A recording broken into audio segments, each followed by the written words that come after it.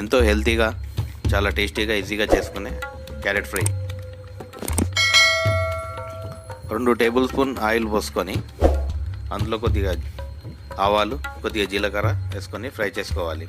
అలాగే సన్నగా తరుక్కున్న ఉల్లిగడ్డ వేసుకొని బాగా కలుపుకుంటూ ఉడికించుకోవాలి. కొద్దిగా ఉడికాక అందులో పసుపు, 1 టేబుల్ స్పూన్ అల్లం వెల్లుల్లి పేస్ట్ వేసుకొని ఈ పచ్చివాసన పోయేదాకా కలుపుకోవాలి బాగా. ఇలా పచ్చివాసన పోయాక ఇందులో సన్నగా తరుక్కున్న క్యారెట్ వేసుకొని బాగా కలుపుకుంటూ మెత్తగా ఉడికించుకోవాలి.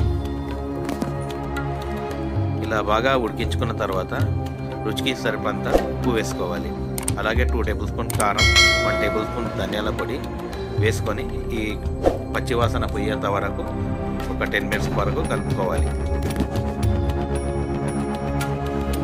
ఇంతే సింపుల్గా చేసుకునే హెల్తీ క్యారెట్ ఫ్రై రెడీ.